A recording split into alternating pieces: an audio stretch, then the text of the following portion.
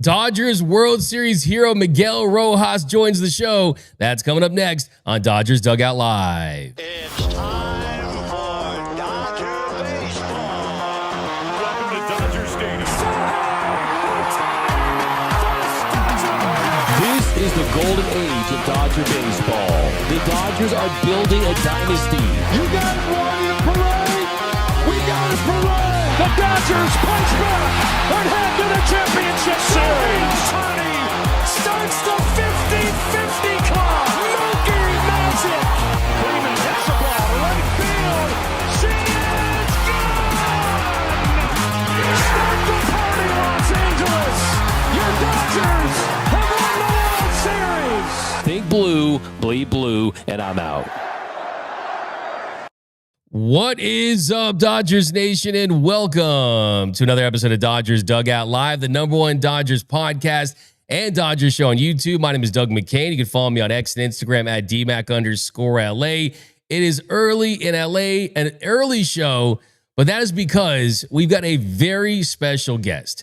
You guys wanted him. We got him. The Dodgers World Series hero, world champion Miguel Rojas is joining us today. Let's bring him in, Miggy Rowe. Second baseman, number 72, Miguel Rojas. There we go. That walk-up always gets me fired up, Miggy. So Miguel's got the ring on. You're in Miami. I'm surprised you didn't just stay in LA for a couple of weeks and just get free drinks and free food and like just live it up. But how is life just days after becoming a world champion, a World Series hero? I mean, how's life in the 305 right now, Miggy? Yeah, I'm still living the dream. To be honest with you, it's really hard to kind of like putting into words just yet. It's really hard to kind of like sleep right now. You wake up every single day with like a ton of messages congratulating you and the team and everybody who's been part of it. I feel like it's really special when you have so many people behind you supporting you, and we can see it on the parade and with the love of the fans around it. And obviously when the season is over, and I mean, it's a long one, you know, we started like really early in the year and now we're finishing November. So it's time for me to kind of be home, be with the kids, and kind of be part of something that I really enjoy as well, which is going to my son's game and kind of enjoying the moment with my people here in Miami. My family did an amazing sacrifice to kind of like be here while I was in LA working, trying to get this done, and it's time for them to kind of enjoy me and kind of having the opportunity to live the dream with me. Yeah, it's been great to see you at the championship parade where you got to talk to 50,000+ Dodgers fans and just feel that energy. You saw at Mookie's championship party. Let's start there. I want to talk about what that party looked that big. I mean, I saw you vibing. I mean, what was your reaction? How impressed were you with Freddie Freeman's worm? Yeah, I mean, Mookie's been going out and all about with these parties, and hopefully we can do it couple more times down the road. But I mean, kudos and Mookie deserve a lot of credit for what we do. After we win the World Series, he set the whole thing up.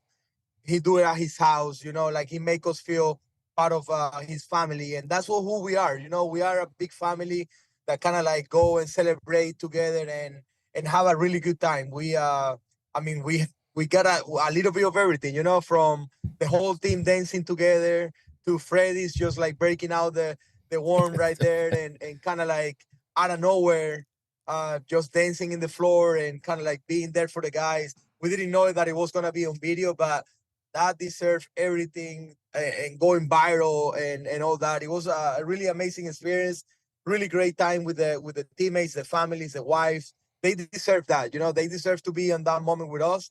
And it was an amazing party, an amazing celebration. Overall, from the parade to speaking to the people at the stadium, it was one like great honor to me to kind of like take the mic, the first players to take the mic on that stage. It means a lot to me. Yeah, it was great to see. And hey, there's gonna be parties in Los Angeles all off season celebrating that epic World Series. Now, I want to start with the World Series and just your journey in the postseason with. I was at Game 5. I was getting ready for the post-game show, and I'm looking at the field. I'm seeing Clayton Kershaw out kind of with some of his friends and families, kind of soaking it all in. And then I noticed you in that Dodgers dugout, last guy to leave. You're kind of just looking on the field. What was kind of going through your mind there? It felt like there was a moment there, Miguel. Yeah, it was a moment for me for sure. Last game at Dodger Stadium in 25. It could mean the last game wearing Dodger blue for me. This is gonna be the first time for me going to free agency, and I didn't know if I was gonna come back and play another game at Dodger Stadium as a Dodger. Even though I say my priority is to sign back with the Dodgers and having another opportunity to play another year. Like we talked after the NLCS, I feel like you don't know, in this sport and in life, you don't know what's gonna happen next year, what's gonna happen tomorrow. So I just wanted to take a moment there to kind of like appreciate my timing in LA at Dodger Stadium, and kind of like I was just talking to myself right there, how proud I was the way that I play in front of all those fans, never take it for granted. Every single day, giving my everything, like playing every single game during the regular season like it was Game 7 of the World Series. And I finally got to experience one Game 7 of the World Series. It was nothing different than me playing in the middle of the year for all the fans in LA. So I just wanted to say thank you and kind of like take a moment right there for me, especially to kind of like get everything in and don't leave to the clubhouse, because I remember in 2014 when I played, I didn't enjoy that much the atmosphere, the fans, and the city and Dodger Stadium. So I didn't want to go back and do the same thing after if it was my last game there. Yeah, you could just feel it, like something special. It was like watching a movie. You could tell something special was going to happen. And we were pounding our fists on the table here and said, hey, got to get Miguel Rojas in this lineup because of the at-bat quality, just changing the energy, the offense, and just sometimes just a change in inserting you can make something happen. How surprised were you that Dave inserted you into the lineup for Game 6, and just kind of what went into those conversations? Yeah, I wasn't surprised at all because, we also, with Padres struggling a little bit, him kind of like pinch hitting for him, playing games, the last couple games, and then giving Alex Cole the opportunity to start in Game 5. Kind of like it was a hope for me to kind of get in the lineup, but at the same time, I was like rooting for my teammates and rooting for my guys, because regardless who is in there, we're trying to accomplish something together, which is something that everybody in this clubhouse, whoever you talk to, no one is gonna put like themselves before the team, and they shouldn't. And this the same thing was for me. Like I was ready for the opportunity. I know Doc.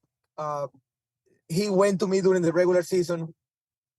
He have gone to me in the past when times are rough, because I bring something to the table that many don't know, but like the energy that you can actually put in the lineup and playing the game and playing like it's your last game and kind of leaving it all out there on the field is something that the team probably needed. And you probably get that majority of the times by rookies and young players that are really energetic, that plays with no fear. And that's what I feel like. I play the game every single day. I play every single game like it's my last game. It's like my Game 7 of the World Series. And I feel like I was ready for the opportunity. And Doc told me after Game 5 that I was starting Game 6 in Toronto. So I was ready for the challenge. Yeah, and as Joe Davis said, he has that hit in over a month, and you did have some hits in that wild card round against the Reds. Had to hit a home run since September 19th off Robbie Ray and Clayton Kershaw's final start at Dodger Stadium. But how are you able to mentally just stay locked in to when you got that opportunity to step right in, play the defense that you play, give those quality at-bats? What was that process like? Because it's a long postseason. Yeah, I did it through a lot of preparation. I feel like my work ethic and kind of like don't take my foot out of the gas pedal was really important. I went to the field every single day like I was playing. I did my routine defensively like I always do in the afternoon. I was trying to get there at the same time, never take myself away from the opportunity that it was probably going to present itself. I play Game 3.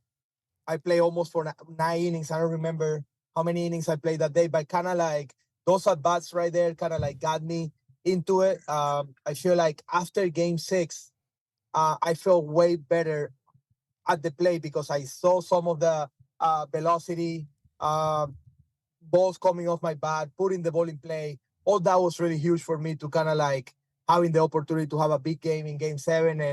And I mean, a lot of people trust me, and I can say, I cannot address it enough how much confidence helps. When you have the confidence from your teammates, from your manager, from the front office, from the people who just around the game, and they want you in there.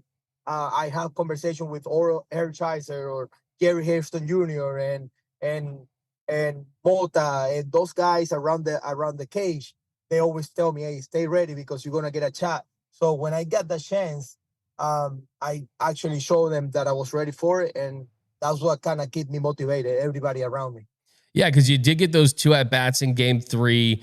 You laid down that sack bunt when Doc pinch hit Kike for you. So you got that opportunity, and then you got the 3 at-bats in Game 6. How much of the home run and what happened in Game 7 is just because you did get those opportunities? You're in the World Series and kind of take down the nerves of that at-bat in Game 7. How important was it to get that playing time in Game 3 and Game 6 based on what we saw in Game 7? Yeah, always having like to face live pitching in the highest stage of the year is really important because you're always going to gather information, how they're going to pitch you, how they're going to approach you, especially coming off the bench. You're expecting that they're going to throw you a lot of fastballs because you haven't played in such a long time, and they don't want to give you an opportunity to give you something slow so you can actually like catch up with your bat speed. Your bat speed shouldn't be adjusted to 100 miles per hour, 98 miles per hour with these guys throwing that hard. So it feels like I gathered a lot of information with those at-bats. I know in Game 3, I faced 2 lefties. In Game 6, I faced all righties. So for me, those at-bats against righties in Game 6 really helped me a lot. But I think what kind of like consumed the moment of hitting the home run was my base hit against Scherzer. I was able to back the ball up, hit a base hit to my pull side, which is when I'm really good, I'm pulling the ball the right way. And that gave me confidence going into my last at bat right there in the 9. And I could put a good swing on it. The at bat was great overall, but I think the swing was because of the confidence that I have from before. And how much of that confidence comes from some of the team leaders in that clubhouse? You mentioned the story with Mookie Betts in the shower and he coming over to talk to you. What kind of went on that interaction, and just how important was just the leaders of this team, which you are one of, believing you, knowing, hey, when you get an opportunity, we believe in this guy, and you came up in the biggest way possible? Yeah, I got 2 moments with teammates that kind of like gonna stay with me forever. One of them was with Kike in Game 5. We were taking ground balls before the game, and he gave me a hug. I don't know where. It was a weird hug in the middle of like playing defense, and he grabbed me from behind and he said, "Miggy, I know how you're feeling right now because I wasn't starting Game 5." And he say, "You gotta stay ready because you might get an opportunity tomorrow. It might be you tomorrow. After this game, you never know if it's gonna be you tomorrow for Game 6." And I say, "Appreciate it. Thank you for giving me this," and kind of like checking on me because it was necessary, because at the time I wasn't feeling great with myself, and like with the series, and like being down at that moment, it was tough. And then the other one was Mookie, getting out of the shower. We're kind of like getting ready, getting together, and he checked on me as well. He asked me how am I doing, because he knows how hard it is. After play a big part during the regular season, I wasn't playing that much. I wasn't really getting at bats or opportunities to play. And Mookie and Kike checking on me was huge, because gave me the confidence that the guys are thinking of me. They're thinking that I'm a big part of what they're doing. And I'm always saying, you know what? I can be negative about it because it's not about me. It's about the team. And it's about you guys kind of performing and kind of like delivering for us. And when it's my chance, I'm going to be ready to go. And that's exactly what happened. That's incredible stuff. I love to hear that. I mean, just think about if it's December 2014 when you got traded and Kike was in the trade, and you had D. Strange Gordon, you had Austin Barnes, you had those pieces, and then both of you guys would be on the same team and have that bond that you do have. And then, of course, there was the play that we saw in game 6, that double play, one of the greatest double plays you're ever going to see in the 9th inning. Kike charging in. He makes the catch. It looked like he was even looking at the ball. It looks like he was looking at Barger. And then somehow, some way, you get there and you make that pick. It's on your back left leg. What are you seeing in that situation? And do you remember kind of being a part of double plays like that in the past? No, it's really hard to have a double play that end the game in a 7-4. Yeah, You know, it's crazy. it's really hard because a lot of things have to happen. It has to be a bad read from the runner because the ball was in the air for a long time there. Kike getting a great jump because that ball could have like landed there, the game's tie, and who knows what's gonna happen after, you know? So I feel like a lot of good things happen in that play that I can break out for you guys. Kike got a great jump, but the ball was always on the lights. He told me afterwards that he was so afraid of like the ball like not end up on his glove. But he said, you know what? I got no other choice. I gotta keep going. I gotta trust my instincts that I'm gonna get to where I feel that the ball was gonna be. So he got a great read. Kike got great instincts, and he got this ability to kind of slow the game down in the biggest moment. You know, he listened to the crack of the bat. He always mentioned it to me. Like, I don't know why, but I can feel like the crowd stops every time the ball crossing the strike zone. And that, I think that's something that just Kike can do, or not many players can do that. I can do it. So for me, the jump, the closing in the ball, kind of like not panicking in the biggest moment right there, and kind of put your glove where your mind think the ball was going to be. And then for him to kind of like throw the ball on the run, kind of across his body, making the best throw that he can make in that situation. For me, my only responsibility right there is like catch this ball at all costs, you know? And I mean, I'm blessed, and you guys already know I'm blessed with great hands. And I feel like that's what gave me the opportunity to get to the big leagues and kind of like kept me around and gave me the opportunity to develop my bat. And I feel like that's the reason why I was able to catch a ball and kind of make an unbelievable play that is going to be playing forever in the story of the World Series. Yeah, absolutely. And you and Kike, it's like baseball IQ 200, baseball geniuses. What do you say after that play? Like, I mean, because that play, the game's over. You guys just look at each other and smile. You kind of break it down. I mean, do you remember what that interaction's like after the fact? Yeah, I mean, we hug, and we were like really, really excited about the play because we knew as baseball players, we know how hard it is that to, I mean, for that to happen. Like I said, a lot of things have to happen the right way, but I feel like we hugged so hard that it kind of my rib was out of place out of that, and my arm was kind of dead for a second there, and I didn't have a great night of sleep because of our celebration and getting so pumped up. I don't get pumped up like that often. I'm kind of trying to keep my calm, and I don't like to celebrate that much that way. But I feel like that moment kind of like all the emotions were out. We're forcing game 7. The momentum is on our side now, and we knew really good things could happen. Yeah, you were so fired up. You don't really see you that fired up. You're always just cool, calm, and collected, making plays while you're mic'd up, things like that. And you were just absolutely fired up. It was so cool to see that. And then, of course, you go to game 7. Now, before we get to the home run, one thing I want to ask you about is the moment between Jimenez and Justin Robleski. And there's people saying that when the bench is cleared, that Hoffman was a guy that was talking a lot in that situation. Did that moment maybe, because it's game 7, right? You guys are all champions. You don't need any more motivation than you already have. And we know that you guys have that will to win. But was there something to that situation kind of spark something maybe? And just what do you remember from that interaction between both clubs?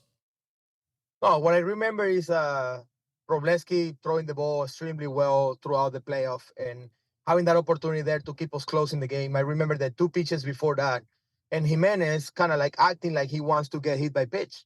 And then when he actually does, he's saying something to Robo, and Robo is one of my favorites. And I always giving a hard time because it's like I consider him a rookie, but not because he's a rookie. It's just like he coming from a place of love.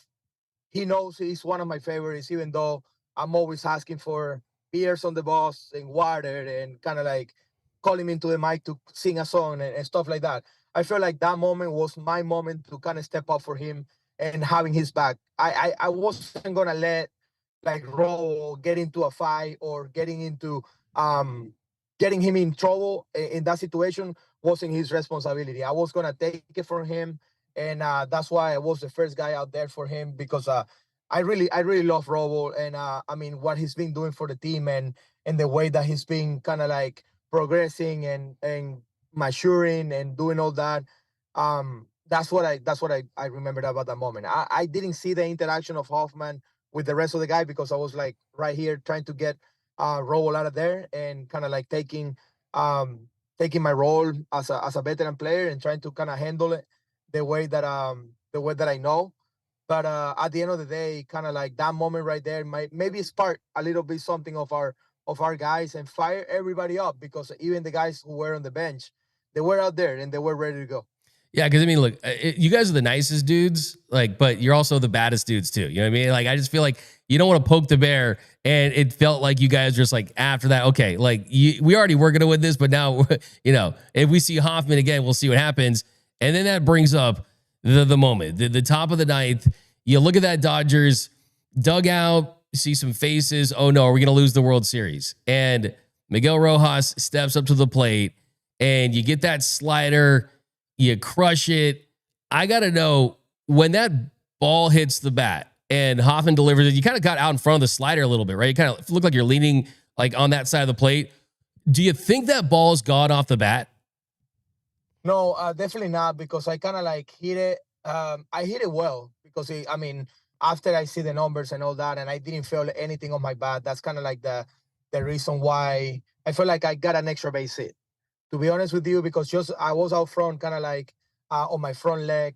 I felt like the ball wasn't gonna have enough to get over the fence, especially this fence in Toronto is kind of like high to clear the bullpen right there. I felt like I hit it good enough to have an extra base hit, and I was running hard to get to second base because I knew it was gonna be important for Shohei to hit with someone in scoring position.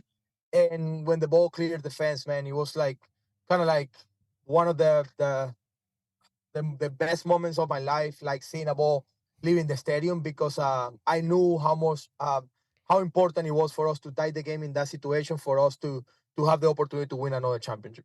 Now, it was not only one of the best moments in your life, it was one of the best moments in all of our lives too, because you're talking about a home run. It was the only game-tying home run in the ninth inning of a Game 7 in World Series history. I mean, right after the game ended, I jumped on and said, hey, Miguel Rojas just hit the most important home run in Dodgers history. And that's saying something because this is a storybook franchise. You got Kirk Gibson, you got Freddie Freeman, all-time great moments. That happens in Game 1. And who knows what happens after that. But if you don't hit that home run, look, we got Shohei coming up, and you never know. But there's a world where there's no back-to-back, there's no dynasty. Have you kind of been able to process just how significant that home run is? I mean, you can't tell the story of the Los Angeles Dodgers or the Brooklyn Dodgers without a chapter on Miguel Rojas now because of how important that home run is. It just gives me goosebumps just thinking about it. Yeah, same right here, man. That's what I'm telling you. Like it's been six days already since that happened, and I'm still living the dream. I'm daydreaming every single day, thinking about how it was possible for me to do that. Of all of people, of all of players that are kind of like in this lineup, all the stars, it happens to me in the biggest moment of my kind of like my baseball career, because I never played a Game 7 before, so having that opportunity to do it in front of a million and million of fans watching the game, and the ones who were over there at Rogers Center, it was like really impressive. And like you say, I'm not gonna shy away from what happened and how this is gonna be part of history because it was, and that comes with like the whole hard work that you do every single day, the opportunities that you have to play this game for so long. But that didn't happen if we didn't have a Yoshinobu Yamamoto. That didn't happen if we don't have a Freddie Freeman who hit a home run. Like everything is important. Definitely for me, it's great that I was part of history right there. but I have to put my teammates in front of me because there's no game 7 if Yoshinobu doesn't throw the complete game. There's no Miguel Rojas homer if Freddie doesn't hit that walk off in that game. So I feel for me, I'm really proud and really happy for the chance. But at the end of the day, it's about the team. It's not about myself. Yeah, no, I mean, even the sack flies earlier that game, just grinding to get to that point. But yeah, I love that you point that out. I mean, you got Shohei and Freddie, and then that's what you love about baseball. I mean, Miguel Rojas is truly. I mean, a lot of people throw legend, GOAT, right, all this stuff, but I mean, Miguel Rojas is literally a World Series legend, a Dodgers legend. You had to hit a home run of a right-hander, and you had 1 in 192 plate appearances. I mean, there's that aspect of it as well. There's just the tension of the moment. And then you round the bases. You see that more Miguel Rojas emotion that we kind of saw in Game 6 out of the double play, really fired up. A lot of players talk about blacking out in those moments, but what do you remember? I remember all the players like hitting you hard, slapping you, yelling, LFG, that kind of stuff. But what do you remember specifically from any of your teammates from that moment? No, I mean it was a pure emotion. Everybody was so fired up that we got the opportunity to tie that game and be in that situation. But I was in the moment. I didn't black out. I remember everything that happened. Kind of like I was thinking about my wife. My wife had a really good intuition that I was gonna do something big to help the team win and to be part of something really special. So for me, it was a combination of a lot of things, like having my family in the stands, knowing that my wife was like so pumped up for me because it happened, the moment happened, and then getting to the dugout and getting to see the faces and the celebration with everybody was really cool. Yeah, I know. I saw that story about your So, wife, and I was just going to ask you about that. By the way, they need to give your right. wife a World Series ring too. I mean, she deserves No, one. she's gonna get one for sure. Like I don't know if they're gonna give it to her, but I'm gonna taking care of that for sure. Absolutely. So what was your? So that's the story, right? Your wife told you were going to hit a home run, and at that point, you had just 2 at bats in the series. You hadn't hit a home run since September 19th. Where did your wife tell you this, and what was your reaction to it? Yeah, she's been telling me this whole like kind of postseason because I wasn't playing in the NLCS, and I was kind of like like coming home and talking to her and say the one day I says after we win the National League champions, right? So I came home and I said, you think I'm gonna get a hit in the World Series this time? And she always said, you know what? Don't worry about it because you're gonna get in the game and you're gonna have an opportunity to do something really big, and you're gonna impact the game. Don't worry. Just when you get the opportunity, don't be scared or don't be nervous because everything is gonna happen, and you will see. You're gonna hit a home run, and So, she always said you're gonna hit a home run against Mark Scherzer, and that's the only part that she was right on. She was right on cue because Scherzer started game 7. I'm starting. It was a great possibility right there for me to hit a home run, but it happens in a even bigger moment when it was a 9 and we already talk about history and everything that happened in that moment. did she bring it up after and say, "I told you so"? See, now Of you believe. course, What did of she course, say? of course she did, and I mean it was a great opportunity for us to kind of like having that moment for us. It was really special, and she don't want me to keep talking about it because she cringed over it because I mean there were people like um asking her for interviews during the celebration, so she wanted to keep it between us for sure. But I mean you guys can ask about it and do that all that. That special stuff. And then I saw you had a moment with Shohei Ohtani after the home run. Just kind of what was that like? And it's kind of that relationship kind of culminating in that moment. I mean, what was that like? Yeah, something that I wasn't expecting for real. Shohei came after he flew out to left field.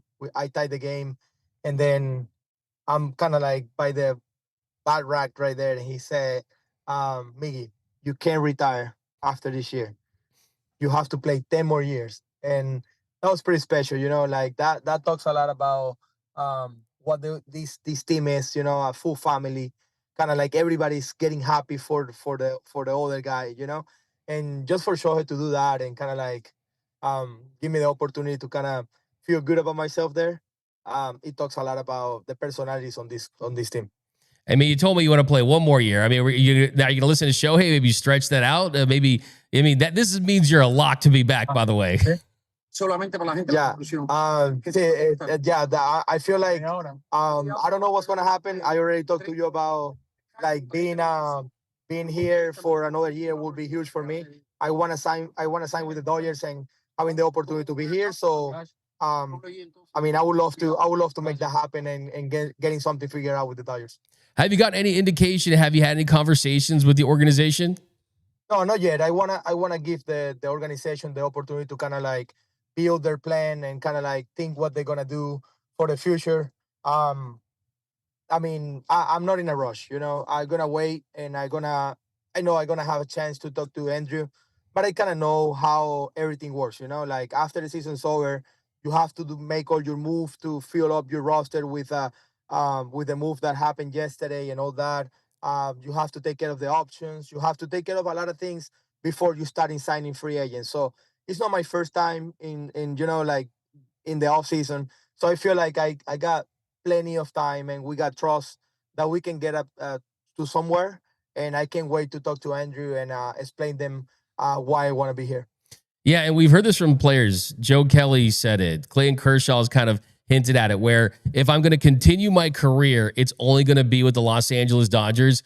Would that apply to you as well? Would you want to play for any other team? Because I mean, you still got something left in the tank, and coming off of the series that you had, the year you had really as a whole, I mean, against lefties and just the defense and everything, would you only continue your career with the Los Angeles Dodgers, Miguel? I would say I want to go back and play for the Dodgers, especially what happened during the World Series. I think we deserve an opportunity to three-peat together. That's something that I always gonna say. That is my main motivation. It's not about me getting money or getting the right deal or anything like that. It's like keeping this core together for one more year and give us an opportunity to three-peat. I think that's the biggest motivation for me right now. It's not about getting a contract or showing them that I can play somewhere else for more money or anything like that. I really love the opportunity that we had to kind of keep the same guys, bringing Kike back, bringing Teo back, bringing all the guys back for 1 year to go back to back. It was amazing. I think we deserve an opportunity to stay together, at least the core, and the guys who've been here for a long time. I think we deserve an opportunity to run it back. Yeah, I mean, what would that mean to you to continue your career? Because Kike Hernandez is a free agent, but hey, this is a team, like you mentioned, they have a chance of doing very special. Three-peating is one of the most difficult things you can do, especially in baseball. What would it mean to you to kind of run it back with Kike Hernandez, and how important do you think it is for them to bring him back as well? Because there's just so many things you guys do. Yeah, well, the core is already set. We got the starting pitcher. They're going to be here for a long time. We have a lot of good arms that they're going to be locked in for a long time. So we just have to kind of like get together with a couple guys, bringing Kike back, obviously months opportunity to have one more year with the team with the option, and Besia and the guys who kind of like were pending on some contracts issues. I think they're starting to do it. And I think, I mean, they're always going to be ready to add some talent and some people who are hungry to win another championship and to win their first championship. And I think that's really important as well. But I feel like it will be really, really cool to kind of have the same guys in the clubhouse and kind of run it back in 3 months from now. Like we're 96 days away from reporting to the spring training. So I promise you guys something. We will be ready. Whatever the situation is, we'll be ready in spring training, and we're going to start working out and being ready to go really soon. I can't wait.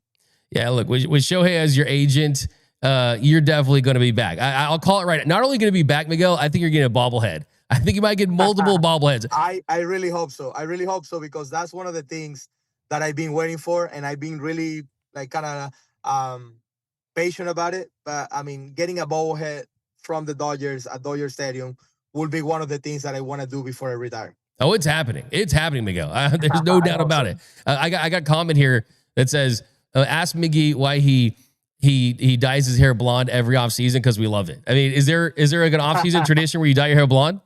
Well, I did it last year. We won, right? In 24. If it ain't broke, don't fix it, right? The blonde hair. Do it again for the boys. and I did it again, and we won again. So October of 26. The secret to Guess this what's gonna dynasty, your wife's predictions, your hair, there's a lot that goes into it. Couple other things too. I want to talk about the double play or the play to save the game in the bottom of the ninth. Because I mean, if you hit that home run and you don't win that game, it's not the same, right? Obviously, you lose it. It would have been a great clutch moment, no doubt about it. But now it's legendary fair because you're able to win that game. And it almost felt like, as great as the home run was, your play at the plate to get IKF to save the day. I want to ask you this. As the baseball aficionado that you are, future manager of the Dodger, what do you think about IKF's lead at third base and just not sliding and just kind of how that whole play went down? Well, the thing is, like, the lead is something that kind of like every organization run it different. And when you're running at third base right there, especially what happened the night before, you don't want to get double up, you know? You're not expecting as an offense, you're not expecting a ground ball right there, you know? Like, you're not trying to beat the throw out to home plate. You're expecting the hitter to do their job, you know, and kind of like driving something in the outfield, you know, like it's not, I don't think it's a IKF fault that he have a short lead and he have to wait. He can really be cheating there. He can be really like be on contact because his base is loaded. All you have to do is like put the ball in the outfield. And when he hit the ball in the infield, right, that I just feel like he did whatever he can to kind of like beat the throw to the plate. I mean, you're thinking about like maybe running through the plate right there, but I mean, you're always being told that you have to slide just in case, you know? So, I mean, there's a lot of point of views right there. I mean, at the end of the day, I got the out. I didn't get a good jump on that ball. I'm glad he wasn't having a bigger lead. Muncy did an amazing job keeping it there. You know, faking that he was gonna pick off at some time, and that's an amazing job all around. And that's a play that we can show in the future for our organization to get better on offense and defense as well. Yeah, because it blows my mind is Varsho had never lined to the left side all year. And he's a pull hitter. And then for you, one thing that kind of made me just gasp when I'm screaming is you stumbled a little bit there. I did. And then you still got it together, made that throw, and then the Will Smith tap it on the plate. What do you remember from just the throw and the exchange, and how impressed were you with the way that Will Smith played that? No, I get anxiety every time I watch it play because first off, I went back on the ball. It wasn't a good read. Then I stumbled. I couldn't set my feet the way that I wanted after I slide. And then I thought for a second that the game was going to be over, that it wasn't going to have enough time to get it there in time to make the play. So it was crazy, man. Every time I watch that play, I know it was huge, it was big, but it gets me kind of anxiety because I know how close it was, and I'm just happy that it worked out our way. The clip of you leaning over and you take that deep breath. I'm like, you saw the World Series flash before our eyes. You're able to make that play. I know you and Kike talked to Yoshi and you communicate with him, and you saw the dog that he was going on 0 days rest. What'd you tell him after this one, and just how proud are you of him for what he was able to do for this team, World Series MVP? Yeah, I've been telling him thank you ever since the game that he pitched in Milwaukee. Complete game there, complete game in game 2. It's just like, it's everything that you can ask for. I told him thank you to go to the bullpen the other day for game 3 in the 18th inning. So he was going to be able to pitch. He was firing balls already and being ready to do it. I feel like that's what you want. You know, you want guys who kind of like do everything for the team, even though there's next year for him, and then there's 11 more years for him in this team. He understands the situation, and he kind of like giving everything that he have, especially in October, knowing that he have time to prepare. That guy deserves his flowers, and I know Yoshinobu Yamamoto is gonna go into one of the biggest star of the Dodgers ever have. Yeah, he's an absolute legend. And Clayton Kershaw, sending him out with the World Series. You guys have been on this journey together. You're a part of his history forever. The play you made to save his no-hitter. What that mean to you to just see him go out like a champion? Yeah, it's huge. I think Kersh deserves everything that that happened to him. A three-time World Series champion is better than two. And for Kersh to kind of like be a crucial part of us this year, taking the ball in over 25 games this year and kind of like do his thing, even though he was his last year and he said it that he wanted to retire. He retired as a champ in the way that he's supposed to retire. He pitched maybe one of the more critical outs of our series, and he did it the right way. He got that out, and that's why I always say, if Kershaw didn't get that guy out, there might be not game seven, and Miguel Rojas is not this guy talking to everybody right now with the opportunity to come down in Dodgers legend and history. And I gotta say thank you to all my teammates to fight and to put me in that position. Yeah, that's what makes this World Series so incredible is because, I mean, you got the Shohei's reaching base 9 times, and then you got Will Klein, right? I mean, there's just so many people had a hand in this championship. And a couple more to ask you is, there was a point in this season where everyone said, oh, this is a Dodgers team they're disappointing because they didn't win 150 games or whatever, right? And then you had the Yoshi no-hitter almost. It goes 8 2/3.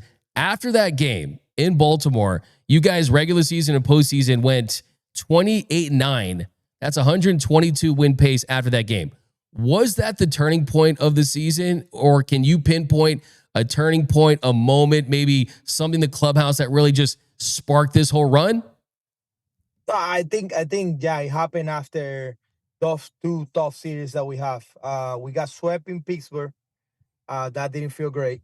And then we went to Baltimore after that, and we needed everything that Yoshi and Kirsch did it. We just talking about them. Yoshi did that, took the no-hitter into the 9, 1 pitch away from getting it, and we losing that game. I think that was after a meeting that we have with Doc, and I think we played really well. But that meeting in Baltimore with Doc, kind of like talking about expectations and making the last 6 weeks of the season the most important ones. I think, definitely have to be turning point there. I'm not gonna tell you that we started play great after that, but I feel like the commitment of being for each other for 6 more weeks and having the opportunity to repeat, it was pretty cool. I was even wrong when the season started. I say that we were gonna be that we were gonna break the record and win 120 games if we stay healthy. We didn't do that, but we did something even cooler. Trust which is winning back to back. Miguel, all we care about is the 13 that you won in October and early November. Okay, so we're totally fine. Also, want to ask you this. I mean, I saw that during the season, everyone's going to go through slumps. I mean, Max Muncy got off to a slow start, then went nuclear. Yourself, little bit of a slump during the season. And I saw you mention just seeing on podcasts, people saying, oh, DFA and this and that. How close of attention are you paying to that kind of stuff? And if I told you in some of those moments this season that you would ultimately be the World Series hero, I mean, what would your reaction be to that? Was there any part of the season where you thought, hey, maybe I'm not going to be on this team, or things like that, just because things you're hearing and seeing? Yeah, 100%. And I feel like, I mean, I don't pay close attention to that, but those things get to you somehow, through your family members, through your friends, through people who kind of like watching on Twitter or X or whatever it is, or your Instagram. You get a lot of people talking on podcasts and thinking that they have all the solutions at the time. And one of the things that I gotta say is, like, for fans, it's a really long season. You don't know when that player is gonna help you win a baseball game that is way more important than what is happening right now. And I think support goes a long way. I feel like, I know it's hard because everybody wants the best of the athlete, and we all gotta be capable and kind of accountable for our actions and the way that we play. But it's a really long season. It's 162 games plus 20 something more that we play in the postseason. And I think it's really hard sometimes when you have to listen to that, because it brings nothing good for the player. It's not gonna make you feel any better. It's not gonna make you work harder. It's not gonna make you. The only thing that it will get is for you, like, for the player not to talk to you anymore. If you're kind of like against the player that for the team that you're rooting for, it's okay to be critical and it's okay to kind of like keep the players accountable. But there's gotta be kind of like a sense of um humanity that kind of the player will like make something bigger after if you continue to support. That's something that I always say, and it's really hard because we all players go through it, and I mean it's part of our job, and I understand it. But at the end of the day, it's kind of you have to deal with that, and the fans and the people who think they know better and they have all the answers. Yeah, it's like Tommy Lasorda used to say, if I start listening to the fans, I'm going to be sitting there in the stands right next to him. Right. But I think for you, it's like, I mean, just observing, you do things that don't even show up on the box score. Just the leadership, taking guys under your wing. And then there's also the versatility, still great defender. I mean, you started to get hot when you got more playing time. But was there ever a fear during the season, hey, I might not end the year with the Dodgers? And then you combine that with the fact that you're the World Series hero. I mean, were you thinking about that at all towards this moment? Yeah, in the middle of the year, I wasn't confident that I didn't know that I was gonna if I gonna be included into the postseason roster, or if I was gonna be a big part of it. Because I wasn't playing much, I wasn't performing up to my abilities. But I mean, I never lost faith on myself, and that's something that I was really proud about, and I always gonna take that with me, and just never give up on myself. It was important. But yeah, like you say, there were times that I was talking to my agent to figure out, or trying to figure out, if I was gonna have a short leash, or if I don't perform well for another 2 weeks or whatever, they were gonna let me go. And that happens with all the moves that happen in the middle of the year. But I feel like what I bring to the table in the clubhouse with the organization kind of bought me some more time there for me to kind of like continue to play, and having the chance to help at some point. Awesome. And a couple more here. What it mean for you to have Dave just stick with you this entire season, the postseason? Just can you talk about your relationship? Because it almost feels like, I mean, Dave, of course, is going to be here as long as he wants, but it almost does feel like, I mean, you could be like a manager, and you're kind of like, the communication there's almost like he's mentoring you to be a manager someday. Is there any, I mean, am I wrong there? Or do you think that there's something to that?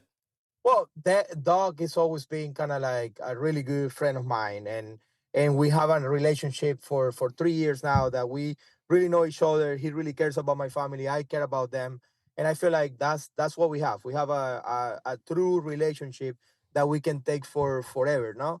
But at the end of the day, it's like I trying to be a help for him in the clubhouse. When I'm playing on the field, I'm trying to make his job easier.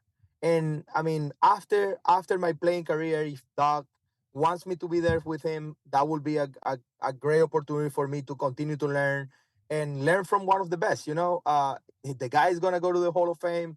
I think Dave Roberts is being kind of the best manager in the world, just because you have the best team in the world, and you have like a lose-lose kind of relationship with everybody. Because if you don't win, it's because of you, because you have the best team in the world, and it's really hard to be on his shoes. And I always tell him, hey, I really appreciate what you do, because you do it the right way, and you kind of keep everybody kind of motivated to come here and play hard for you. What do you think is his reaction to your home run? That's an all-time great meme with his, he's looking shocked. What do you think about that? Yeah, he was shocked. He didn't know that I was capable of doing that. And I'm gonna tell him, hey, Doc, don't ever have doubt on me that I can do that again. All right, two more. How many times have you watched the home run, Miguel?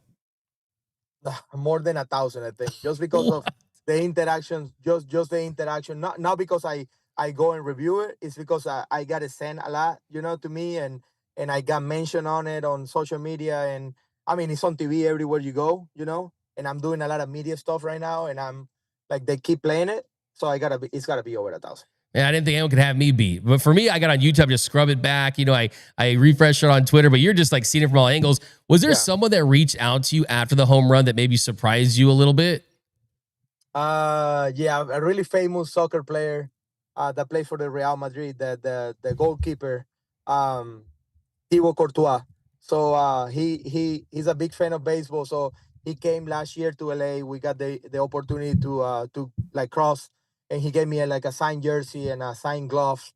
And I'm looking forward to seeing him in Madrid next month when I'm going there with my family. Are you a Madrista? A la Madrid.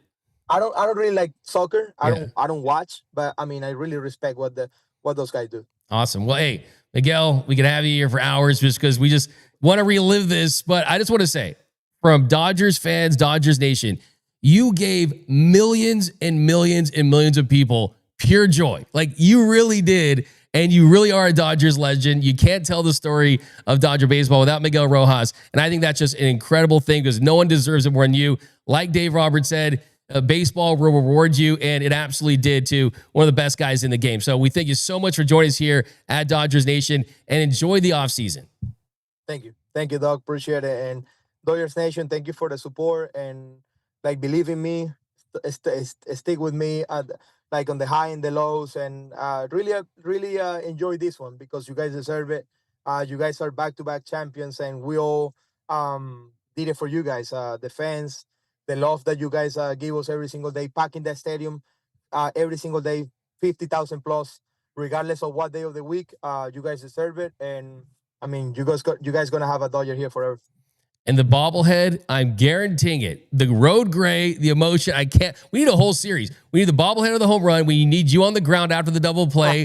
We need you with the, after the getting IKF. But I guarantee a bobblehead next year for you, Miguel. And like I said, enjoy the offseason. And thank you for everything you did for this team and this franchise, this fan base. And we know you got time to rest now, man. You just rest up and get ready for those negotiations with Andrew. That's for sure. For sure.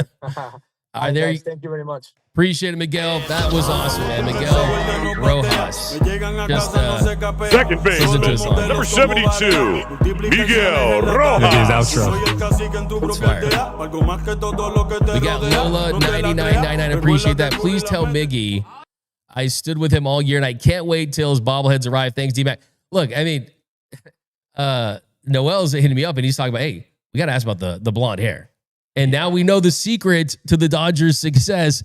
It's that blonde hair. What I want to tell him too was last year when he went to Legends Attic for his signing after they won, he had the blonde hair and then he also had this big like white puffer. Remember that? Yeah, I want to tell him like you got to wear that again too. Just keep it. No, he kind of brought back the puffer. You know what I mean? Like those to me, you a big puffer guy? I like puffers. It's just in LA, it's never cold enough to wear. To me, it's like you get in your car, you're like trying to like do the seatbelt thing. Yeah, it's kind of tough, but if you're in New York or like Chicago, that's when the puffers come out. But he's bringing it to LA, which is cool. Yeah, absolutely. Hey, that the hair, the wife. I mean, it's really kind of one of those things. Like, I mean, I've said this on the show a couple of times. Like, I know you have too, watched sports your entire life, and you see these stories. And I love football, I love basketball, I love all these different sports. But like Miguel Rojas doesn't really happen in the NBA. It doesn't really happen in the NFL. A guy that is he mentioned it, like one of the least likeliest guys to hit a home run, and he was that guy. I mean, it's like you can't make this stuff up. Like who knows? Like why is he batting in the ninth inning? It's like there's just this kind of magic to it. And I like the Shohei thing made me laugh because hey, if Shohei wants you, you will be on this team. No ifs, ands, or buts about it. He's smart for telling you that because it's gonna get out there now. Everybody's gonna know that Shohei wants him. I was about to say, I'm like, hey man, were you mic'd up? Because send that audio over to Andrew. I know, yeah. It's funny how like the old clip from 2023 surfacing when he was like, "Sorry guys, I gotta make this play." When he was mic'd up during that one game, yeah, that would be sick if he was mic'd up with Shohei, and then we just hear it like in a documentary. No, absolutely, no. That is kind of one of those things, and like honestly, like I actually said this before about, I think it was before you were here, like 2022 and 2023. And, some of the fans would be like, all right, who cares? But I would always say like, hey, if this Dodgers team wins a lot of games, but if they were a movie, like no one would want to watch them. You know what I'm saying? I mean, there were times there were interesting stuff, but I mean, that team, it's like, it's a different team now. Like if this Dodgers team was a movie, like it would be box office. It would be like number one selling. It would beat Avatar. It would beat Avengers. Yeah, absolutely. And you could do a sequel, right? The sequel's better than this is an example where the sequel is better than the movie, right? So yeah, I mean that's what makes this such an exciting era. Is that it's not like you're just winning, but it's like you've got all-time superstars. You've got all-time moments. And one thing I said after the show, after the win, was like all those. Like one of the things I was most happy about because they won was because now we get to truly celebrate that season. Game 4 of the NLDS means more. Shohei's all-time greatest game, 3 home runs, 6 innings, 10 strikeouts means more. The walk-off in game 3 from Freddie Freeman means more. Mm-hmm. And I always kind of compare this to Derek Fisher, right? With the .4. You were like -5 years old at the time, right? But I always kind of think like, imagine what that shot would be like had they won it all, right? So even like Cody Bellinger's home run in game 3 of the NLCS where he tied. I mean, when you don't win it all, you don't really look back at those moments fondly. It's like, that was cool, but it doesn't hit the same. Yeah, exactly. So, and I love what you told him too, how like when they tell the story of the Brooklyn Dodgers, of the Los Angeles Dodgers, he's going to have his own. here's the thing, like, me, like I glaze so much, I should wear Krispy Kreme donuts. I gas people up. There's no gassing up. That's a fact. I mean, it's just the truth. It really, truly is. It's still tough to process that. But let's get into some news real quick, because everyone's talking about this. Is Murakami, Munetaka Murakami, is set to be posted. And yeah, this is going to be one of the big offseason storylines, because Murakami is, you see the natural connections with the Dodgers, right? Japanese players. But this is a position player, right? It's not a pitcher. Of course, Shohei's the unicorn. He does both. But the thing about Murakami is going to be interesting is, does he want to be a Dodger? Do they want him? And will they put the full court press on him? Because they just picked up Max Muncy's $10 million club option. That's your third baseman. Murakami is a third baseman. So if you are going to have him in the fold, he can't play first base. That's where Freddie Freeman is. He can't DH. There's a guy there, I think is pretty solid DH in Shohei Ohtani. Where would you play him? Would you trade Max Muncy? For me, I look at the fact that Miguel Rojas just told us this team, they deserve a chance to three-peat. I never really thought about it like that, right? They really deserve a chance to run it back, because this nucleus works. And the thing about Murakami, and we'll definitely break him down on a bigger level, but you guys know, like, if I push for a free agent, I'm going all in on him, I give you the reasons why. And Murakami, there's kind of this, how good is he really, right? And he misses pitches in the zone, but then he also, a couple years ago had one of the best seasons in the NPB for an offensive player. And he's got a lot of swing and miss. There's a ton of swing and miss in his game. He slashed a 270, had a 394 on base, 557 slug. He struck out 28% of the time in the last 3 seasons. That number usually goes up against big league pitching. You look at defensively, where is his fit? He spent the majority of his time in the last 5 years at third base. He does play first, though, and he did make one start in right field. The Dodgers do need outfield help. There's that. I just don't see the fit with Murakami and the Dodgers. I mean, I love to talk about it for sure. You guys know me, but I like to. I mean, look, this is the thing. When they wanted Yamamoto, all in presentations. Shohei hit him up, got the bag. We'll give you whatever you want financially, $325 million. When they wanted Roki, all in. Scout him for a long time. The presentation, Bel Air, all the Dodgers went into the mansion, Peter Guber's house in Bel Air. They had this awesome presentation. And then they got him. How bad do the Dodgers want Murakami if they do want him would be my number one question. It doesn't feel like they're going to go all in on him, but it's still early. A lot can change. Those are just my initial thoughts. And look, I talked about this yesterday. Max Muncy at $10 million is an absolute steal. It is a bargain. Max Muncy had 3.6 WAR in 100 games. That's like $25 million worth of value. And yes, past results don't guarantee future results, but if you can get a Max Muncy that's healthy, last season after that slow start, he was hitting at an all-star level, and it's just a matter of the defense. I think physically you'll see him really take this offseason extremely serious. And I expect this Dodgers team to get younger when they need to.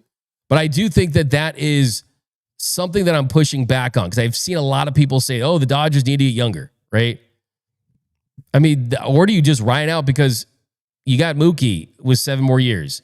You got Freddie, 35, 32. Shohei in his 30s. I still think there's a window for at least one more championship with this core. That's Noel, though. You caught up with your boys now, right? You and Max Muncy? I will say after we shared that moment where he told me that he's going to hit the worm if they three-peat, I guess you could say we're boys. I mean, Max Muncy doing the worm would be awesome, man. That'd be awesome. So, I mean, it just doesn't feel like he's such a part of the Dodgers DNA too. Like everyone always asks the question, who's the team leader? There is not one team leader. And show me a team that has just one leader, right?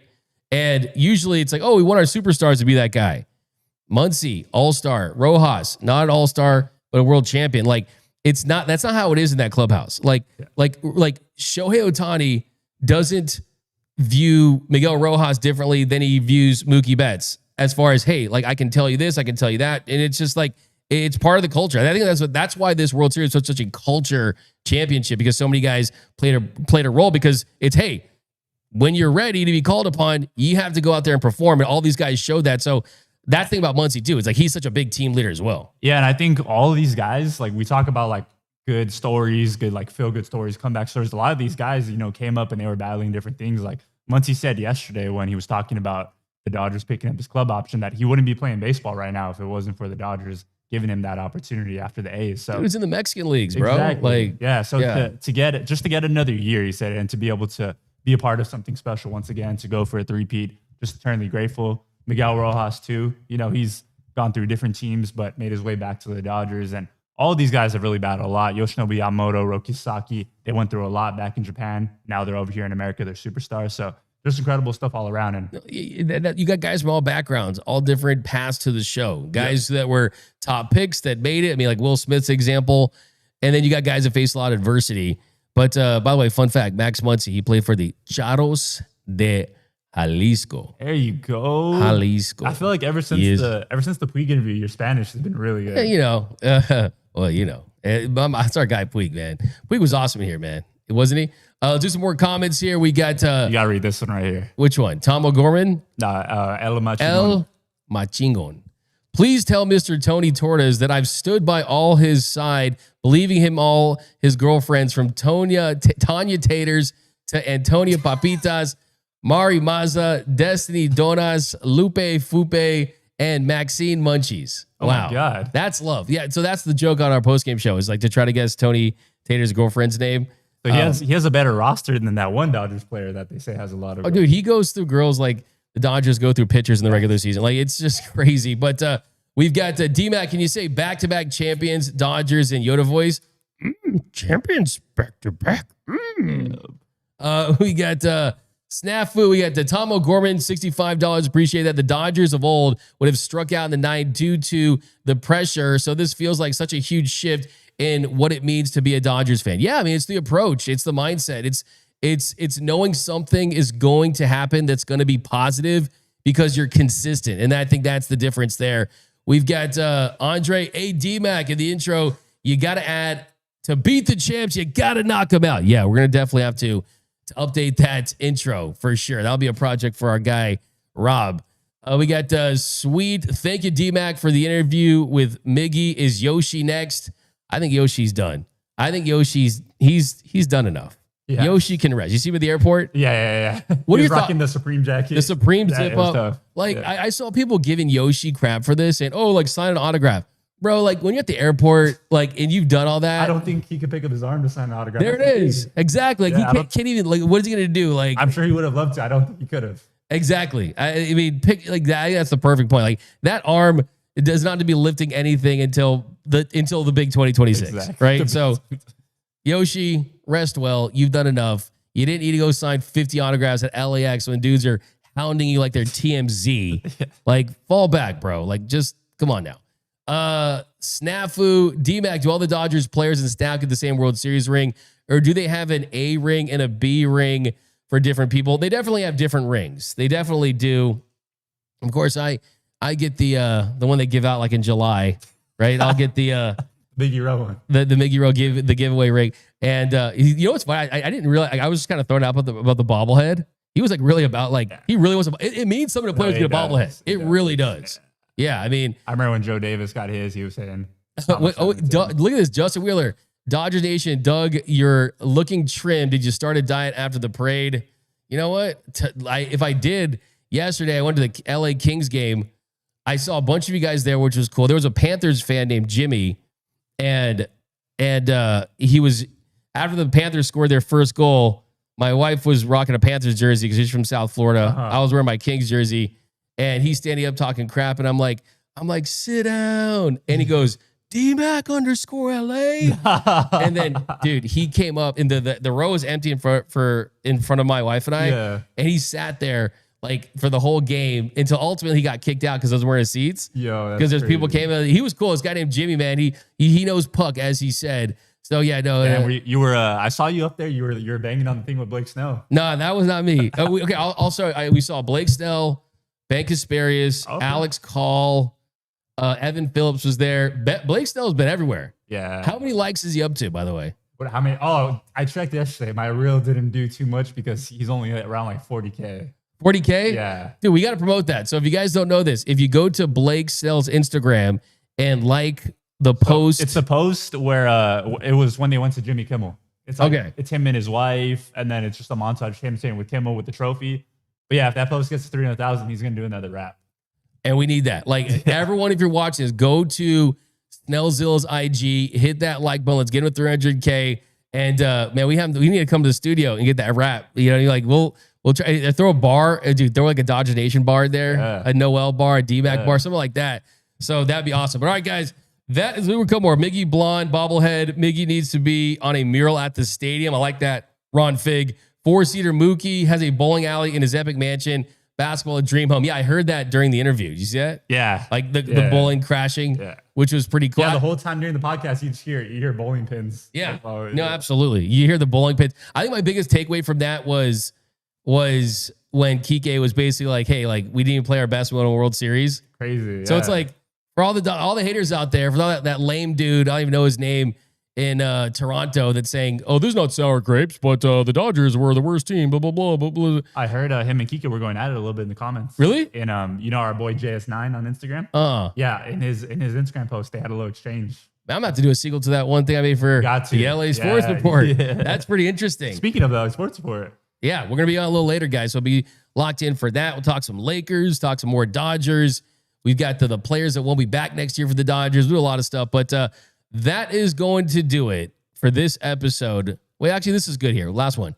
Exodus. The moment between him and CK at the end was beautiful. He saved CK's no-no. He saved the LA Dodgers season. And I'll add one to that. Andre Ether told us that Kirsch saved the Dodgers season because he had those injuries and he still made 22 starts.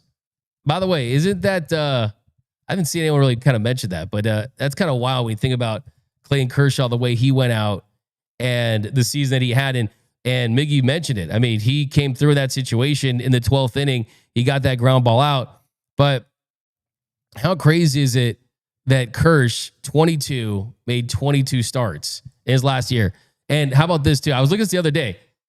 He threw 112 and 2/3 innings. So that's 112.2. Oh my God. Yeah, there's always like twos in here. It's pretty wild. I mean, the baseball gods are watching over. Yeah, he just won his, second championship. So it's like 2 for 22 on the way out. Obviously the 2020, but the back-to-back. So cool stuff. And we're gonna miss you, Kirsch.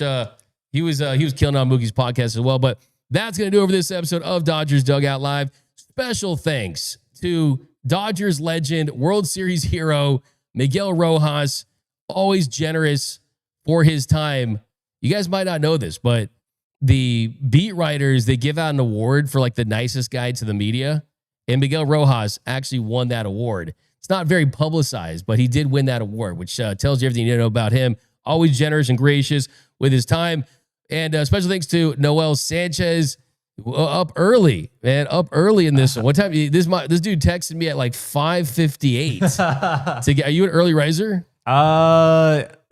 Yeah, sometimes I just honestly sleep late, wake up early. I don't know if I'm sure you feel the same way. Sometimes your mind is always just racing. It's like hard to even. I had too many tall boys at the Kings game. I was like, oh my gosh! But I had too much Chipotle yesterday. Buy one get one. I couldn't sleep. I saw that. Yeah, the blue wrapping, right?